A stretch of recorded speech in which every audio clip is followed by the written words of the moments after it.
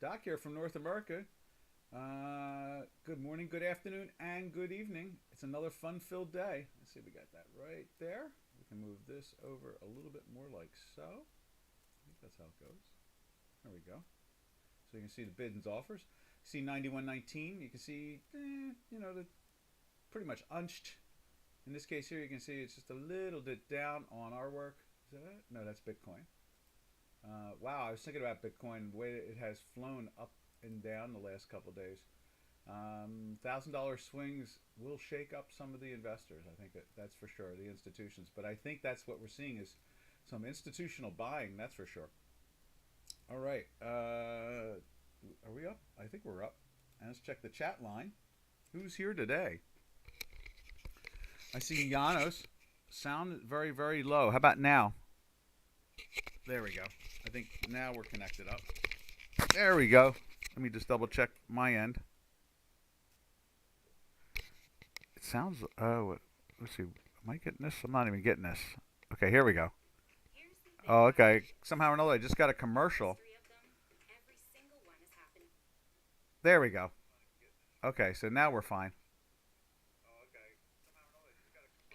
Yep. Okay, so now we're good. Now we're good. All right, Janos, how was yesterday's holiday? I hope the weather was. I meant to look what the weather was in Riga. I hope the weather was decent. Nothing better having a holiday in the middle of the week and having good weather at the same time.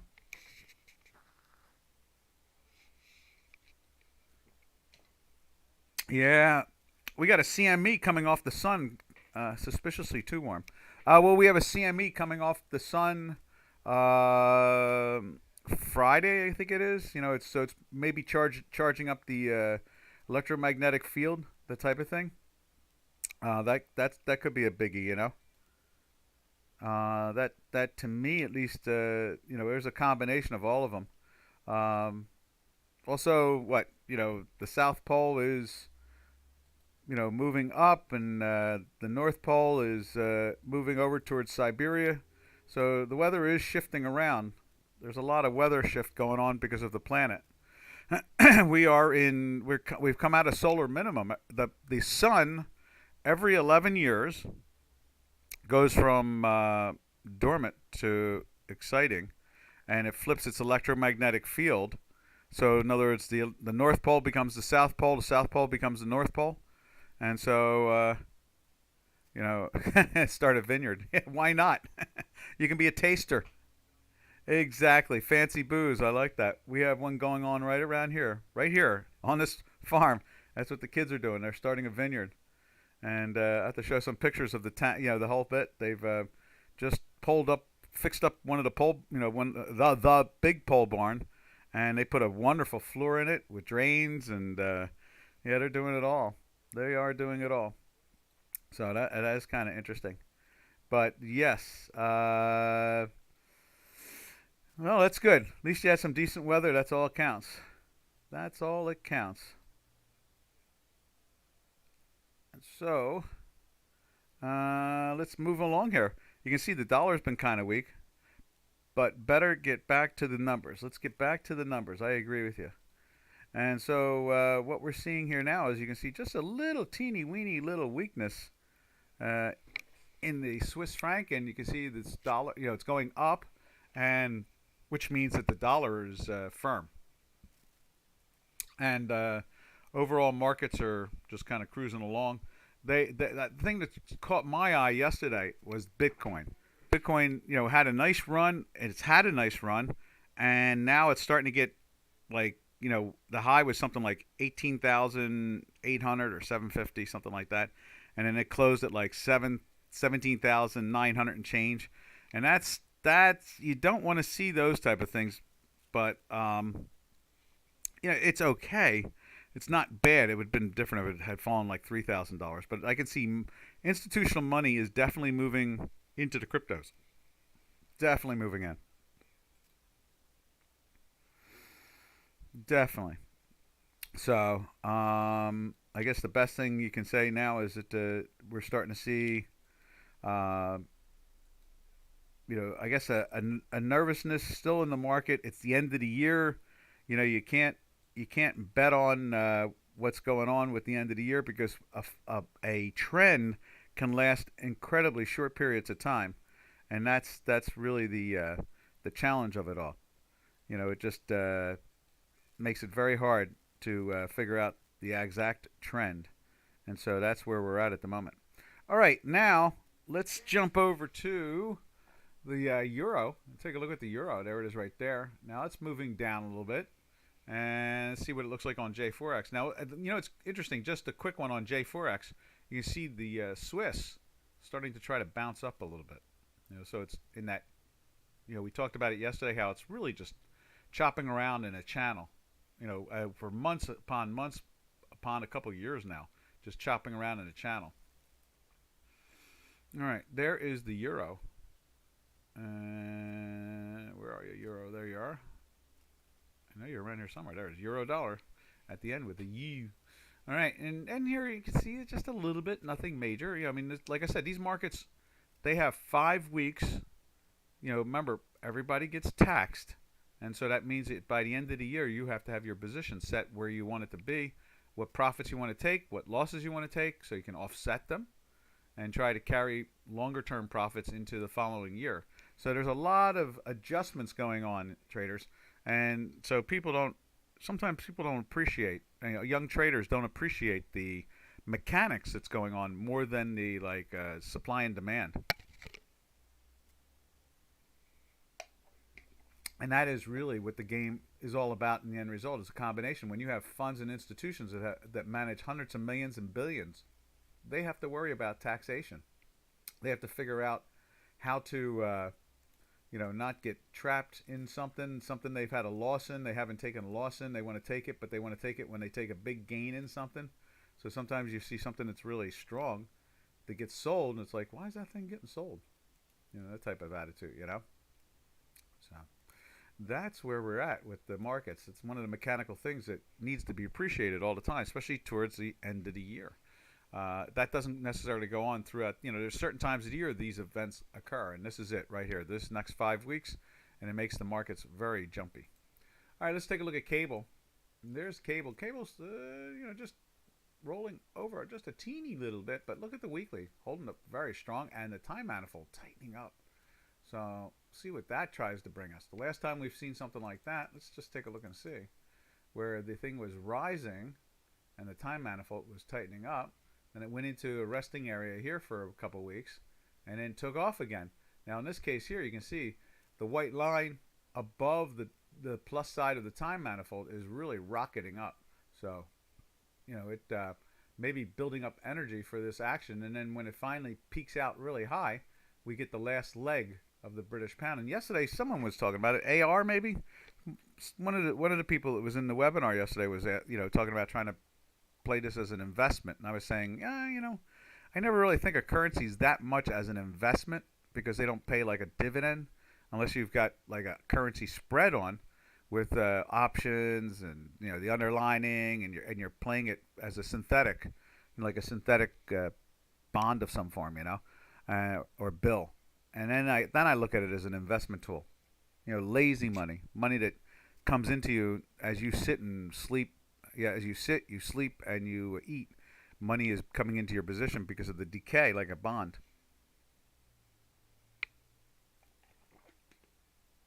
So, that is something to think about there.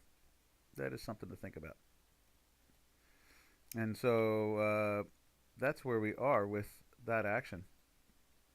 Let's see now.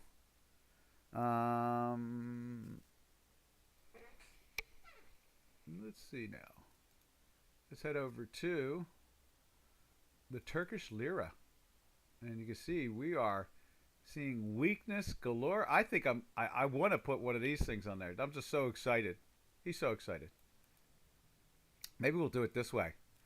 We're so excited. We want to mark the fact that it's so close to a weekly sell that we're going to make it a dotted line like that and thin. That's where we are, like that. I'm just so excited to see that even remote after. Let's go over to the spreadsheet. Let's go to the fact check spreadsheet right there on the left side, right next to the J4X. You see the Excel sheet, and that is line 17. We've been 50 weeks in a weekly buy in this product. 50 weeks. My goodness. I mean, look at the Zolty above is 11 weeks. I mean, you can see the grains, the three grains, the corn, the soybeans, and the wheat. 13, 12, 14, 12, and 13 weeks. But 50 weeks. Let's see what Zolty looks like, just for the fun of it. Let's zip over to Zolty. Zolty Euro, right there. And we've been 11 weeks in a buy. And so it went into the buy here, in the weekly buy in the, what is that? That's like the 444 area, maybe, something like that. 441, 42. And it traded all the way up to the 460 area. And then it traded all the way up to the 464 area. And now we're back into the where's this at? 447 area. You know, so I mean, and then look at this. It's also pushing into a sell this week. Look at that. And we've been in a daily sell for, what, a couple days? Let's look on the spreadsheet there. We've been in the sell for 12 days. That's right, 12 days since right here. We've been in the sell here. It had a red dot and a green dot here, so it couldn't go into a buy even when it jumped up. So right there, when they have a double dot like that, a red and a green, it changes the way you read the lines. There we are. So just that one day. And then it tells you for if it's below it the next day, then it's definitely in a sell, that type of thing. And if it's above it, then it stays, you know, goes into a buy, that type of thing. And so, like you can see here, we had it doubled there, so it couldn't. It was into the sell, it didn't go into the buy until here. In that case, there, it just gave us a double. It showed us the volatility's coming. They're volatility indications, and it just kept on climbing up anyway. So it didn't challenge the minus side there. But here you can see it did that. So we've been in the sell since here for 2 weeks back, and you can see now the weekly has joined in. And we're seeing the same thing with the Turkish Lira. So we're getting excited. We've been watching the Turkish Lira there. Remember, traders, if you want to see anything, gold, silver, you know, stock indices, you know, oil, you know, just put it up on the chat line. We'll go take a look and see what it is. So that's the name of the game around here. We talk about anything you like to look at, and you know, and then from there, we just what do we do then? So then what we do is, if you don't throw anything up on the chat line, then what we do is we just kind of roam through the whole thing. Take a look at the marketplace and see what's going on there. And that's usually the way we go. So that is the name of the game around here. All right, now let's take a look at where do we go from here? Because I'm still excited about the Zolty, the euro. No, the Turkish Lira. Sorry about that. The Turkish Lira and the dollar. We're very close. This thing could actually break down if it. Well, that nice drop today has really helped it. You can see there we're pushing into the sell again. I mean, we went into the buy for what, one? No, see how there's a good example right there. See, we're above the zero line. We've got the histogram, and then what happens is that the next day we get a green dot and we're above and you can buy. So it's really like one day, and this is going on the second day. And somehow, I don't know, I guess what happened was we didn't get the volatility dots, or we missed the volatility dots, or something of that nature. And so that's where we are here. Now we're getting ready to go back into, we'll grab the sell over here. And now we're playing with the sell right there. And this is playing with the weekly. So this is pretty exciting. Maybe maybe this could be something. You know, there's a lot. You got to imagine there must be a lot of money that has been short the currency. I mean, the currency's gone from 1.5 to 8.5. So you know they may be starting to take some profits, especially if they. I don't really pay attention to the deep structure of the what do you call it, the political situation there. So I'm not really totally sure what's going on, but we do know one thing, and that is the son-in-law, who was the finance minister and at the same time chairman of the what do they call that? The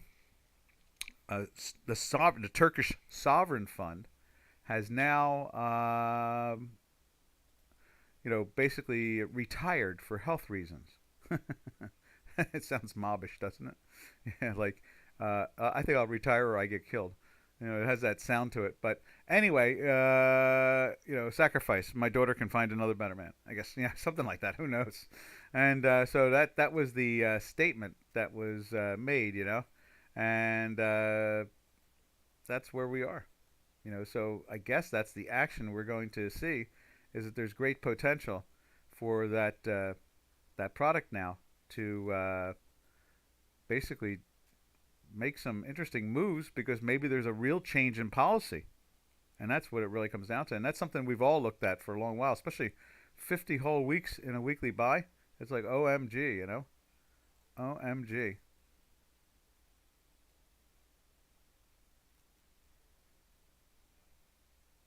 And there we are. All right, let's jump over to the Canadian. Let's see what the Canadian's doing. Usually Canadian. Hey, Middle Age, how you doing? What is gold was in a buy, right? That's line 5, 6, 6. So we're 1 week in a buy. We're 8 days in a sell. Let's light that all the way up like that. There we are. So you can see it on the fact check spreadsheet. Now let's go over to it. Let's see, where's it at? It's right there. Oh, I just want to see what that is. Bummer. Okay. And so let's go to, there's gold right there. As you can see there, it just, ever since the pandemic cure came out, after that gap down, it's just been staying in that range. You can see, yes, you're right. It's flirting with it this morning. What is it? Plot 1 is minus 0.15. Plot, let's see, what are we running here? We're running just a gas line 7. So more than likely, that's plot 4 is a minus 30. Yeah, look at that. So minus 29. And so, yes, they are sliding just underneath. Good catch. Nice catch. You're really getting comfortable with the mathematics, aren't you? Very good. I like that. Thank you, Middle Age.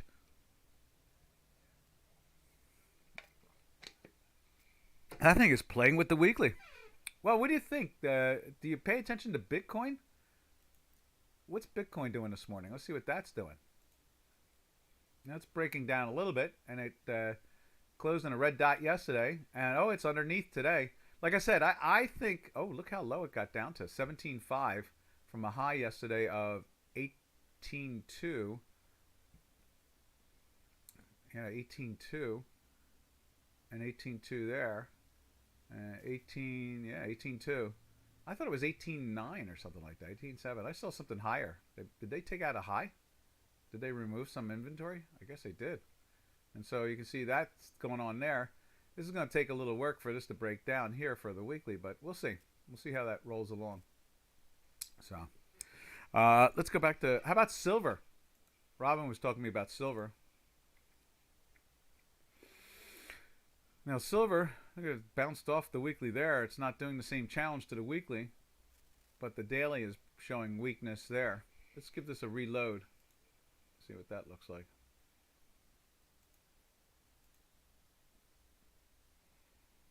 Yeah. Now look at that. The reload puts these guys into buys. And it's playing with the sell today. What in blazes is going on? Overnight, sometimes the exchanges seem to change these numbers. They change all the data. My math switches from that data. Every so often we get that occurring in the metals. We get it in the metals and we get it in the stock indices once in a while where it does that. It's really irritating. So in other words, we were in a sell there. This was minus. Then they put inventory back into the system. And now that's doing the same thing. And now it's flirting with that one, which is really becoming, I mean, we're using a reputable major institution for data. And these black pools are really having an effect on some of our products. Let's see, weekly quant gold. Yeah, love your stuff. Oh, I'm really glad, Middle Age.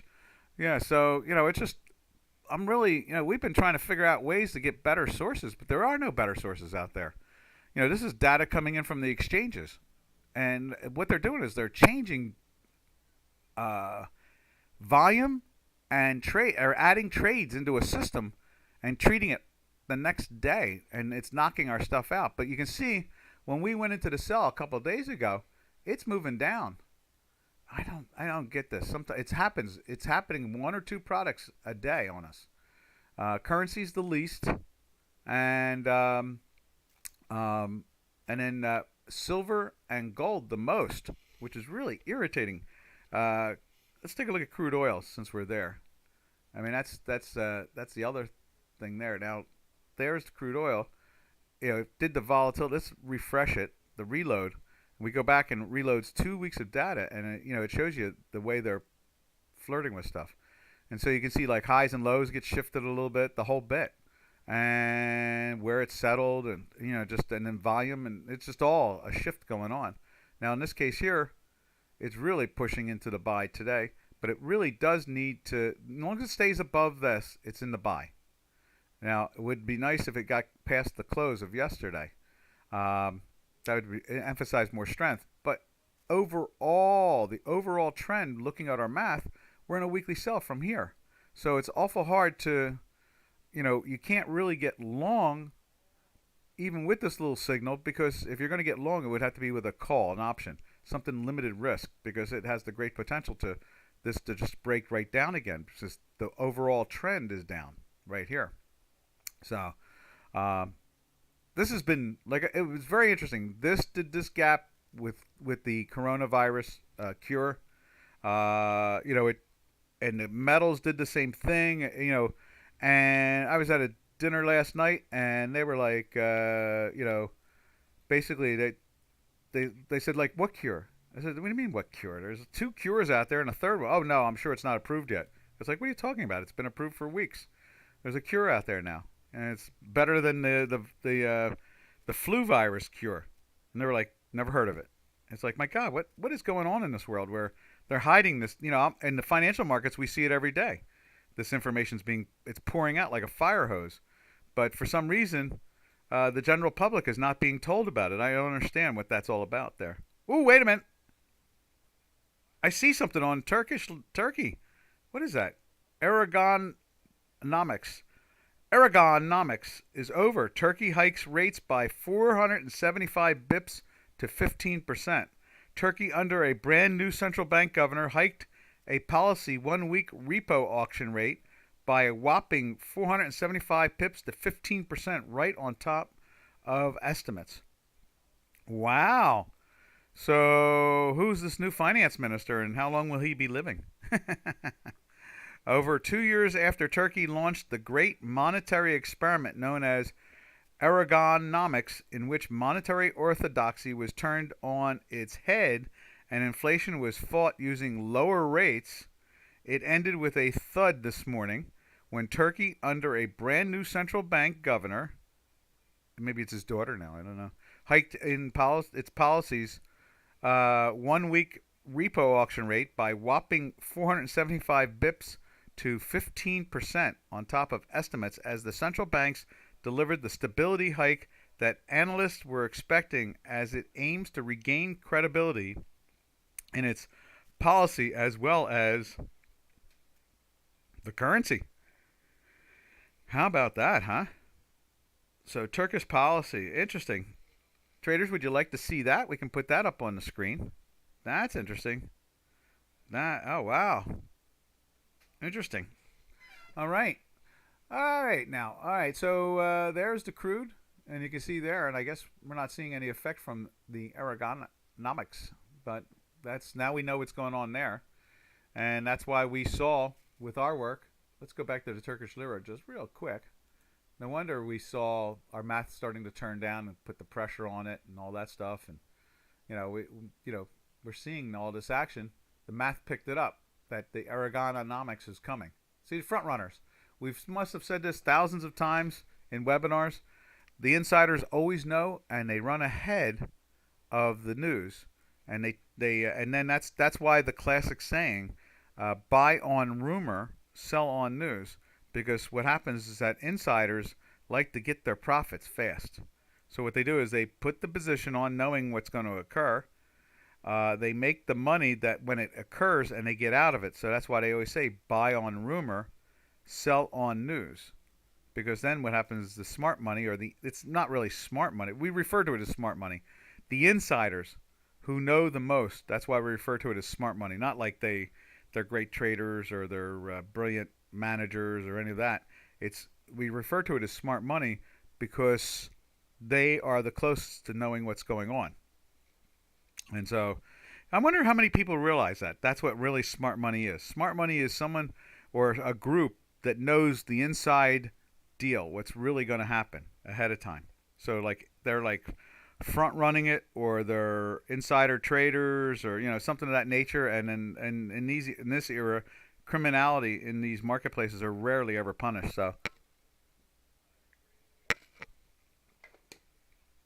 remember, that money's going to be taxed. You would think that someone would go from the taxation office and go, wow, let's see now. Oh, they just made like $9 million on a $100,000 investment, and obviously they had a really great insight on what was going to happen ahead of time. Wonder if we should investigate them. Nah, just lucky stroke. That's all. And that's the way it usually works too. It's always funny like that. So, to me, I just shake my head at it all. It just goes on and on like that. It's just like the game never stops. The insider game is perpetually rolling, and it just never stops. And it's not going to stop because that's the name of the game. The insiders are abusive like that. So that is the name of the game. All right, now, what's our next giggy? What should we look at now? Let's head over to Canadian. See what the Canadian's up to. Yesterday was a really busy day here. We had some really good questions and so forth. We were really happy. Lots of insight. We were really exploring new ideas. I like that. That was really fun. All right, you can see Canadian is trying to move back down into the sell again. And that's great. We got a red dot. Let's refresh this. We've got a red dot, and at the same time, the white and histogram are trying to move through the zero line. So it's a real quagmire. It's definitely a neutral position at the moment with the Canadian.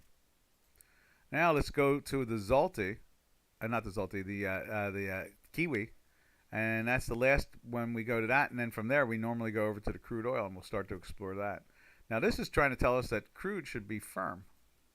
And the fact that the Canadian is kind of mixed could be confirming that the crude is also firm. So we'll see what they're doing there. And look at the strength in that since it went into the weekly buy here. And there's the daily. And that was a nice move. Some of these, what we refer to as smaller pair trades or less popular pair trades, have had a real natural tendency to really show some really positive trending. I mean, some really good trending, and that's where we are. Is the level of the trending is just very impressive, extremely impressive, really, and that's the way we roll around here, and it is kind of amazing. The trending, we've seen this ever since quantitative easing. The level of trending in what they used to refer to as the minor pairs trades, which have become much more liquid, which is really fascinating. It says a lot. It really does. It says a lot. And so that's where we are at the moment. We just keep on watching that action and figuring that what we're seeing here is, let's see, where is it at? These minor pair trades are really valuable things to think about, to be involved in, especially for traders that want to try to trade a little bit longer term, because they do seem to notice the distances between like the sell signal and then the buy signal and all that stuff. Now there was a buy right there. So we should, let's put that in there. Right there. I guess we weren't paying attention to it there. And then that's because we were in a sell there. And then 2 days later, it goes back into the sell again. And you can't be long in it anyway because we're in a sell. So then we go into the buy here. You can't be in there because we're in a sell. But one thing you're making sure is that you're not short. That's for sure. Then you get into the buy right here because there was the daily buy, and once it goes into there, you can catch the last couple of days of that. Then it goes into the sell, has you taking profits, and it's in a buy. Then you can take that buy right there, and you get instant gratification again. See, there's a lot better trending going on in these smaller pairs. And obviously this is like here, you can catch this ride right there because you're in a weekly sell. So you catch that nice 3-day move. And then you're waiting for the next clear signal, and there it is right there. Bing, bing. Just like this is bing, bing. And like this is bing, bing. And then like this is bing, bing. And that one's barely a profit at that point. You can see that's how we get that 8.5 out of 10 accuracy level. And so then this one is the Coupe de Grace. This is the best of the best right there. Nice ride. Ride them. 3 days there, you really catch a nice ride. That's it. Like, yes, sir, cowboys. Oh, you ranch hands. Ranch hand traders. That's what it is. Okay, let's jump over to the commodities fully now. And so let's see what is going on right there. And so we go right to crude, and that's what we usually do when we look at Canadian and in New Zealand. We drift over to the commodities and then oil specifically because that's usually a pairs trade that the two kind of match up. And you can see the strength in that just like you can see in the NASCAD. You see that right there. So that's always a warning sign. For some reason, this is an interesting pairs trade that likes to match up a lot of the time. It's like 70, 80%, if not more. Almost 80% of the time, 75, 80% of the time, it likes to match up with the crude oil, which is really odd. I thought their big thing was sheep and kiwis, and what else do they sell? They grow down there in New Zealand. Their magnetic field is really weak. Oh my goodness! Out of the whole planet, between that mid-Atlantic thing down in across from South America, and the instability of the magnetic field towards the actually, what's happening is the South Pole is moving towards, I guess, Indonesia, and it's really having it creates incredible amounts of lightning storms down in New Zealand from it. So magnetic fields are really important on the planet Earth. Doesn't have anything to do with minerals. It does minerals, yes, but oil and so forth are what human beings are doing. It's all coming from the sun. So anyway, there we are. You can see here oil is trying to lift up again, but look at the weekly. It just cannot get its act to go. It went into the sell up in this area here, and it's just not been. Look at that. It went to the sell there, joined up perfectly, and it was a smash a doodle from 40 down to 35 over a 3 or 4 day period, 1 week period, and it just can't get out of that. And I guess if they could get a general idea of the election, it probably would help out a lot better, that's for sure. I think that's the answer to that one. Let's see. Like a bee to honey. That was funny. And so that's where we are there.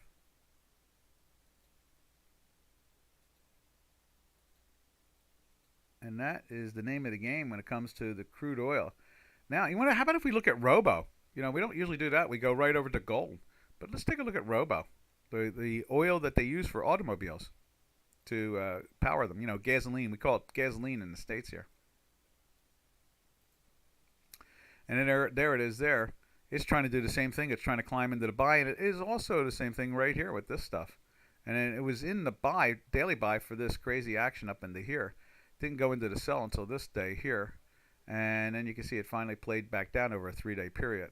And now you can see it's trying to lift back up again. But look at this. This white line is so down below the minus time manifold. And it's doing the same thing as the oil contract. There is no real clear aggressive direction.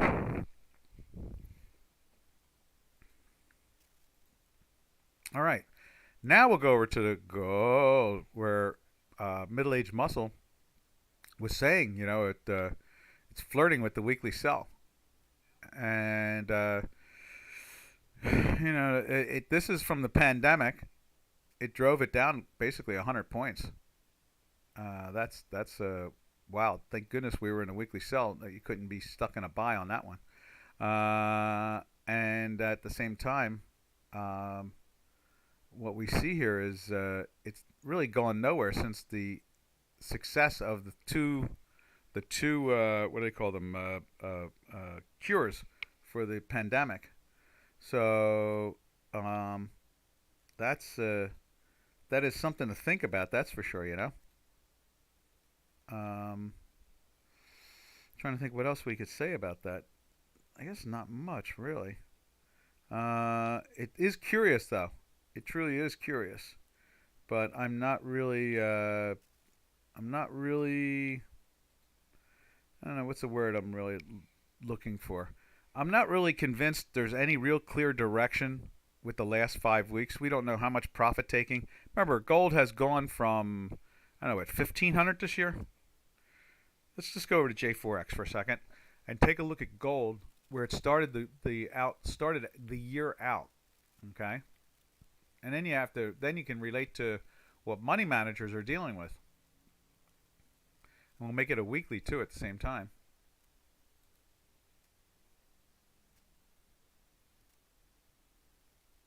Okay, loading up. And here is gold going into the year. You can see it right there. Gold was, where is it? There. I guess that's what it is. Let's widen that out. So what did they do? Did they put gold up in the beginning of the year at all-time highs? I guess that's what it was, wasn't it? Actually, it was 2019. Have we been watching this thing hang from the 2019s? Or is it just a hinky ashy on weeklies look really funky? Let's go to a daily there.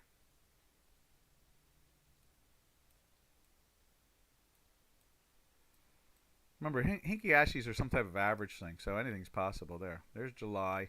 It was all-time highs in July.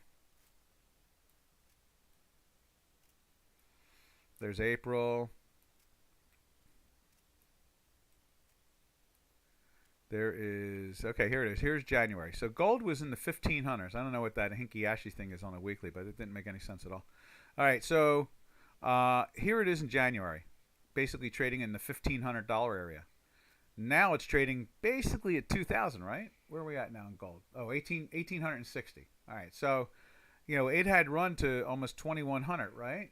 What was the all-time high there? There it is. I think we can see it you can see it in this corner right here. See it right there? Above the J4X. And let's scrunch my work up and let's capture that. Yeah. So in August was all-time highs. I remember us catching that whole move. It was really nice. Now you can see there we were in a weekly buy back in here in the 15s. And it didn't go into sell up until, the 2000-ish area or 1900 and something area, that type of thing. So what you have here is money that is trying to take some profits for the year. I mean, you have if you were long gold at 1,500 and you've been buying extra and 1,400 and 1,300, now it's the end of the year, that's something you can sell against something you had losses against. So because there's profits in there, and you want to scratch it, due to the taxation situation. And so here we are, the last month and change into the year. So what you need to do is, you need to, basically, offset profits, and that's the name of the game. I mean, that's how it works. And so traders, you have to remember that there's a combination of two things going on here, always going on, and that is that you kind of want to offset profits. Institutions want to, make money, and the only way to do that is a combination of trading and making the correct transactions. Without those correct transactions, in other words, taking profits on big wins and taking the losses on losses simultaneously, it really messes up your success of profitability. I mean, people don't understand. There's a combination of concepts there. And so that's the thing that really catches people, that that they don't understand why something's, you ever trade something and you go, why is it doing that? I don't understand. It's very successful at the moment, or something like that. You just think of it as being a very good trade, and the next thing you know is that it's doing something really odd, and you don't understand why. You saw no news. Nothing is jumping out at you about the whole thing, and the next thing you know is it's like, wow, that's the answer right there. What's happening is institutions are trying, and they're all like fish in the sea or migrating birds. They all have a tendency to do the same exact thing, and so what's happening is that they're all taking the profits, and they're all adjusting and doing that type of stuff. And so it's that game that goes on. That game goes on and it doesn't stop. And so that's one of the biggest tricks to learn about the marketplace, is that a lot of money is moving markets not because of what you think about something. It's more on the fact that that they're not able to. They need to take profits, and they need to offset gains with the losses. And without thinking about that, that can be a confusion for a lot of traders. They're not sure why things are doing what they're doing, and so that's the name of the game there. And so that is what it is. Okay, now let's jump over to, where are we jumping over to now? Let's jump over to, we did silver. Silver's just not making any sense there. We'll just take a quick look at it again. And they've pushed it up, and on our fact check spreadsheet, that's line, what is that, line 8? No, lines 9. And it's got 2 days in the sell, whereas, you can see here it's trying to do this. We had red dots here. This line was underneath. Somehow or another, they've load dated in for the last 2 days. That has pushed this whole thing up. Our math is picking it up the natural way. And so we're just going to leave it like that and let it be. But we know that really this is we've been in the sell for a few days here. And normally I would, it's a caveat of a warning. That's the only way I can tell you. It happens once in a while, and we don't have any control over it because it's coming from a reputable data source, and that's the worst part about it at all. That is the worst part about it.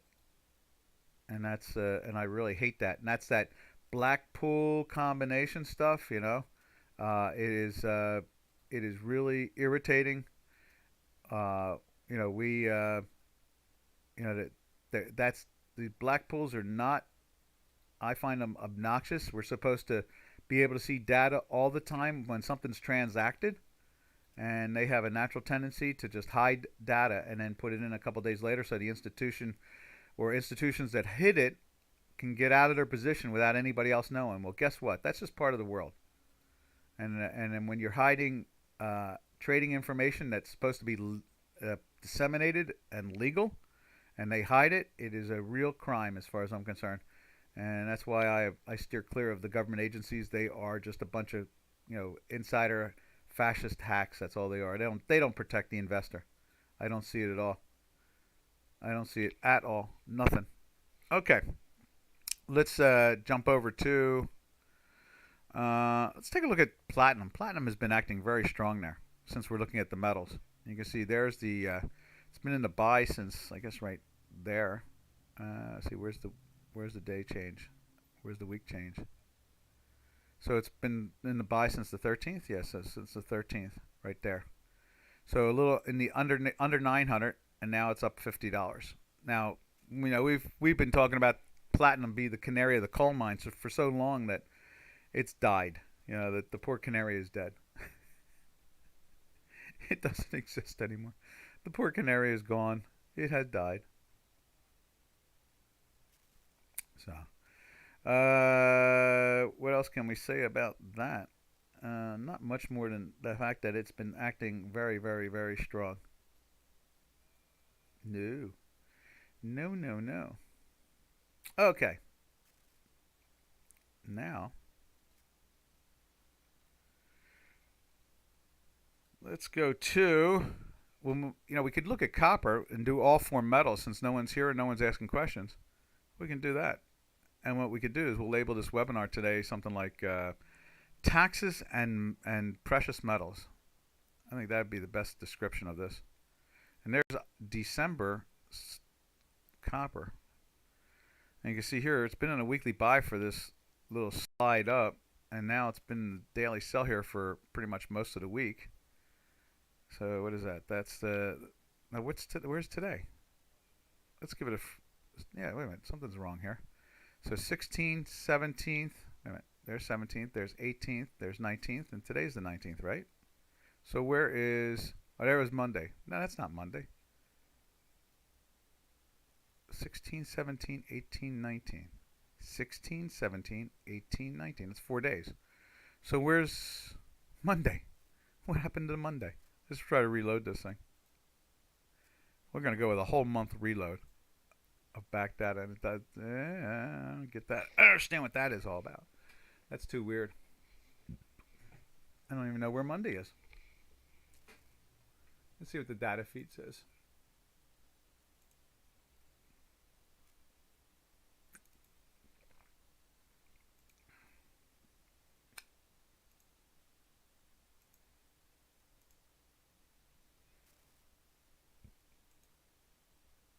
So today is 19. That's 18. There's 17. There's 16. Where's 15? There is a 15 in there somewhere. Where's the 15 go? How do they not have 15 in there? Let's look at the calendar here. So Monday was the 6th. Oh, wait a minute. Today's not Friday. No wonder I'm confused. Okay. Somehow or another I was thinking it was TGIF. Okay, so there it is. Okay, so it's been moving down all week from that spike. And so what we're seeing here now is the product is, you know, trying to drift into the weekly sell. So the metals, again, I don't really see a lot of strength. Oh, Feb cattle. Thank you, Middle Age. Jump in here because I'm just looking around for junk at this point. You know, I'm just, you know, just looking around. Nothing major. Nothing more.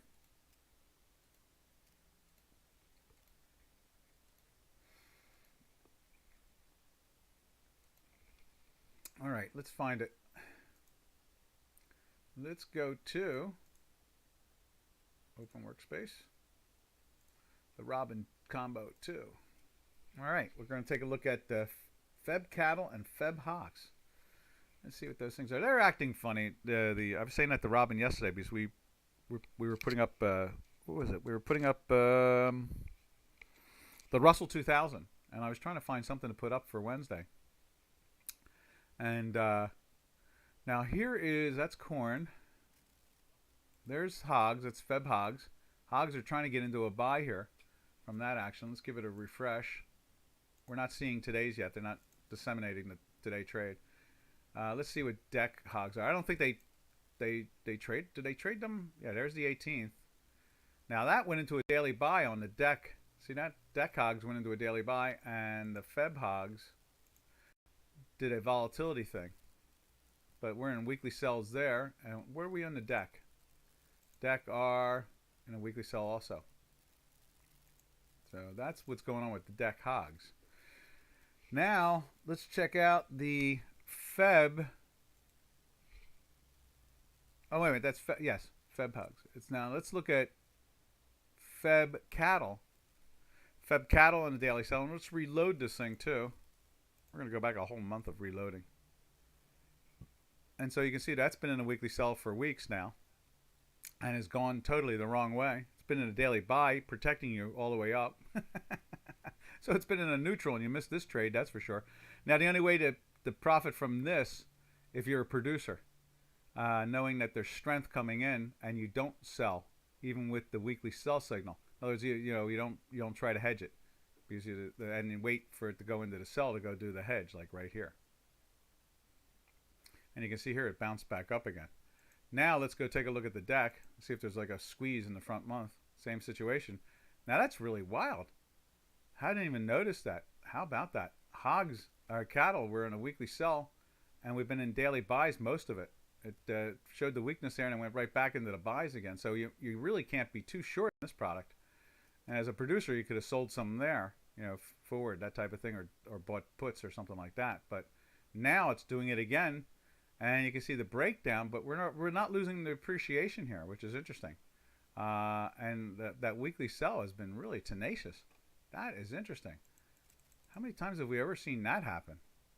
There's a sell there, and it went back into the buy. I guess that big slam, we went into the sell here, but we were in a buy.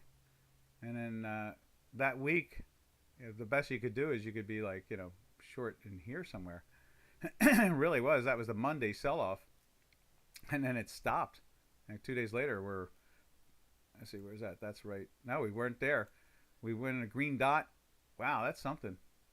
That is something. Let's go look back at the history of this thing. That's a really odd action. You know, I've never noticed that. Never noticed it. I'm glad you mentioned it.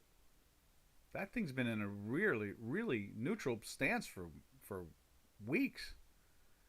Now, there was a good buy there. Let's see how it looked here.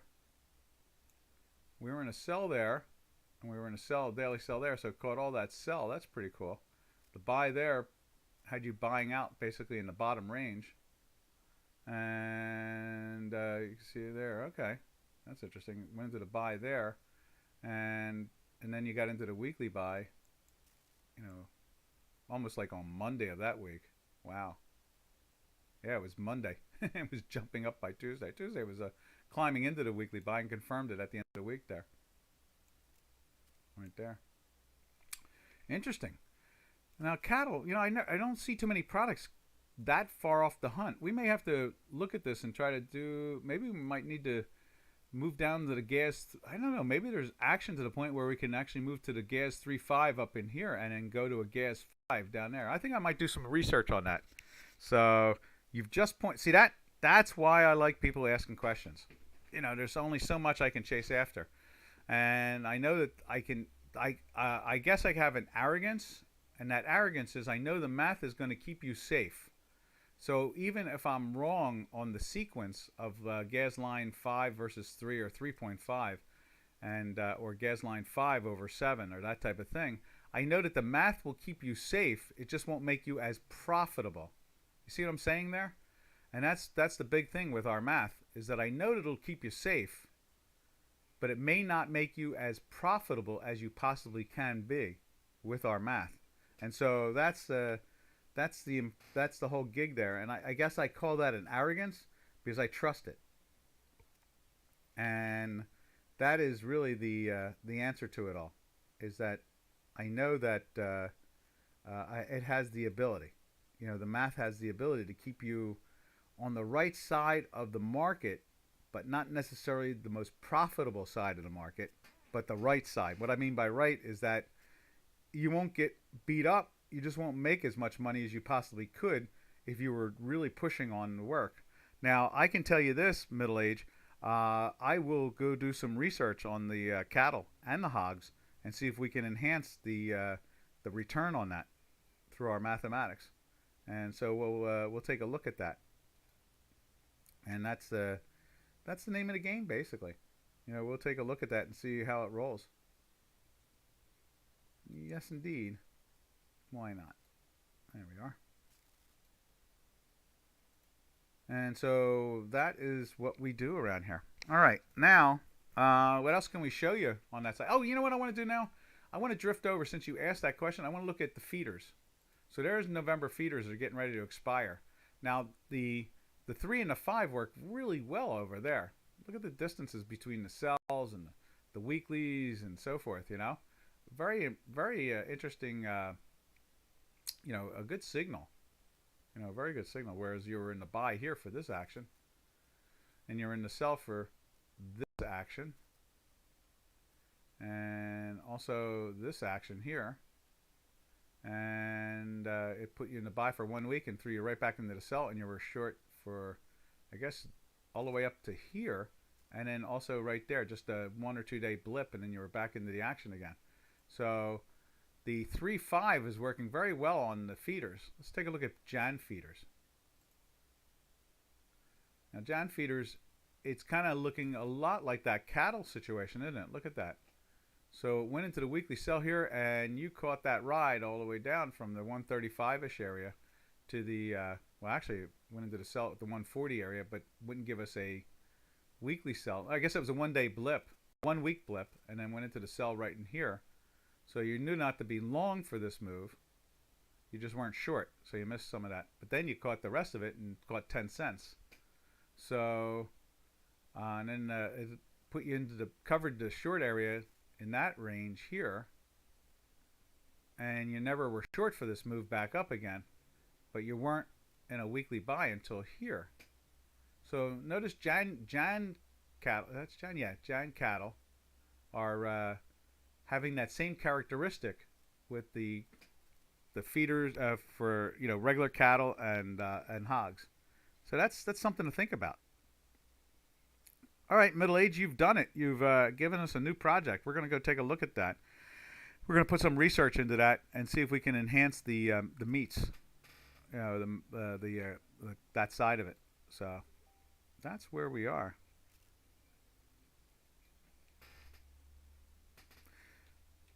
And so I guess we're at the end of the game here.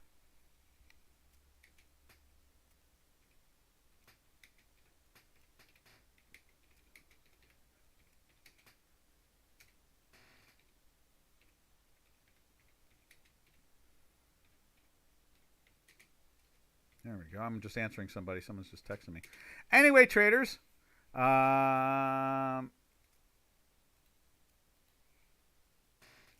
So that's where we are. So anyway, this is Doc from North America, and I think we're going to label today's, I don't know what to label it now. We could label, I was going to label it taxes and metals, and I guess I'll keep with that. And so anybody who's following cattle, man, it doesn't matter. All right, we're just going to call it that. So arrivederci to all, and all arrivederci. TGIF. Tomorrow is the end of the week. Yay. Yay. All right. Doc from North America saying happy trails to you until we meet again. Happy trails to you, to all our trading friends. Doc from Cattle Country in southern New Jersey.